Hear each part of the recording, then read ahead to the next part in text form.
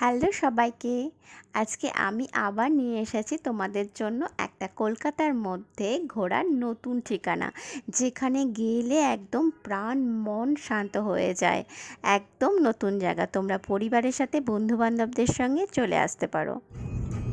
এটা হলো Kolkata city centre 2 এর সামনে দিয়ে যদি আসো তো বিশ্ব বাংলা গেট থেকে এটা বাঁ দিকে যেতে হবে। আর বাঁ দিকে গিয়ে তোমরা যাবে সাপুরজি যে জায়গাটা আছে সেখানে যেতে হবে তোমাদের। তো গুগলে সার্চ করতে পারো এখানে যে কলকাতার নিউ টাউন ইস্কন মন্দির বললে, তাহলেই রাস্তা তোমাদের গুগল দেখিয়ে দেবে। আর আমার সাথে সাথে চলো, জায়গাটা চিনে আসবে আর দেখেও আসবে। আমরা চলে এসেছি। এই যে যেটা সাপুরজির কথা বলছিলাম, এই যে এটা হচ্ছে সাপুরজির বিল্ডিং। তার ঠিক সামনেই রয়েছে কলকাতার নিউ টাউনের ইস্কন মন্দির। চলো ভেতরে যাওয়া যাক, দেখে নাও তোমরাও। ঢোকার সঙ্গে সঙ্গে বাঁদিকে রয়েছে বিশাল বড় গাড়ি পার্কিং, মানে হুইলার পার্কিংয়ের জায়গা। এই ইতিমধ্যে অনেক গাড়ি দেখছি পার্ক করা আছে, অনেকেই চলে এসেছে ঘুরতে আর শান্ত পরিবেশে মন শান্ত করার জন্য। এইটা হচ্ছে 2 হুইলার পার্কিং। এবার চলো, ডান দিকে হচ্ছে মন্দিরটা এখনও পুরোপুরি তৈরি হয়ে ওঠেনি, তৈরি হওয়ার অনেক বাকি আছে, সবে শুরু হয়েছে কাজ, কিন্তু ইতিমধ্যেই লোকজনের আনাগোনা শুরু হয়ে গেছে। এবং ইস্কনে গেলে যেটা মানে মন শান্ত হয়ে যায়, সত্যি কথা বলতে ভগবানের যে কোনো মন্দিরে গেলেই মন শান্ত হয়ে যায়। ইতিমধ্যে দেখো একটা বসে গেছে ফুচকা স্টল এবং লোকে খাচ্ছেও সেখানে। এটা এখনও হয়নি ভালোভাবে তৈরি, এখনও মানে তৈরি হওয়া অনেক বাকি। এই দেখো এখানে একটা লন করেছে, লনের মধ্যে একটা সুন্দর চারিদিকে ঘেরা একটা জায়গা আছে, সেখানে তোমরা বসতে পারো। এটা একটা দোকান করেছে যেখানে মন্দিরের সব জিনিস পাওয়া যাবে, মালা থেকে শুরু করে ব্যাগ। এটা দেখো প্রসাদ নেওয়ার একটা জায়গা, যেখানে তোমাদের টাকা দিয়ে বিভিন্ন ধরনের প্রসাদ এখানে পাওয়া যায় এবং বিকাল থেকে সেটা শুরু হয়ে যায়।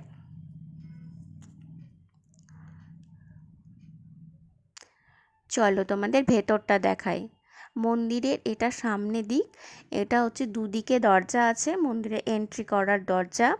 চলো ভেতরে যাই এবার, ভগবানের দর্শন করে নেই এবং তোমরা আমার সঙ্গে সঙ্গে দর্শন করে নাও এবং প্রণাম করে নাও, দেখিয়ে দিচ্ছি।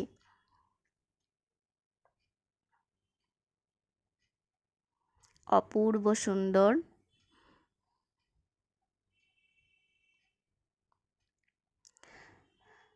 আর ঠিক তার উল্টো দিকেই রয়েছে তোমার প্রভুপাদ, যেটা ইস্কনে থাকে। প্রভুপাদের মূর্তি তো তোমরা এর আগে যে কোনো ইস্কন মন্দিরে গেলেই তোমরা দেখতে পাবে, তো এখানেও রয়েছে।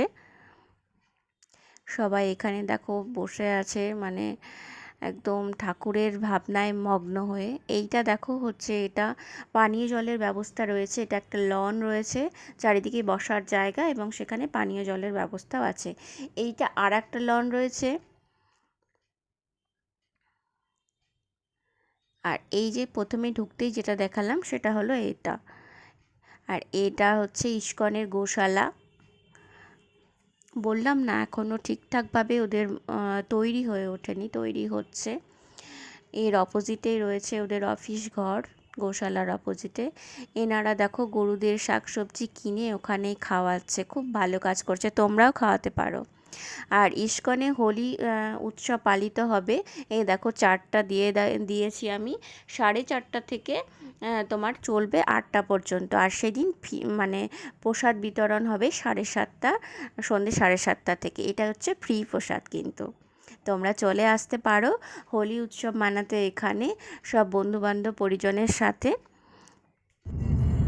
তো দর্শন হয়ে গেল ইস্কন মন্দিরে। আমরা এবার বাড়ির পথে রওনা দিলাম, কারণ এখান থেকে আমাদের বাড়ি অনেকটাই দূরে, তো অনেক দূরে যেতে হবে। প্রায় সন্ধে হয়ে এসেছে, অনেকটা দূর রাস্তা।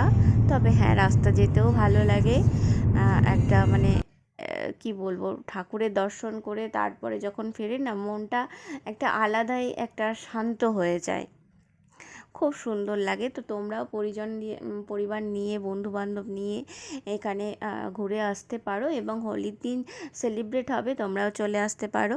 আর আমার এই ভিডিওটা ভালো লাগলে like, comment, share and subscribe করতে ভুলো না। তোমরা উৎসাহ দিলে আমি আরও এরকম তোমাদের ঘোরার জায়গা ঠিকানা দিয়ে দেব। তো আজকের মতো এইটুকুই, টাটা।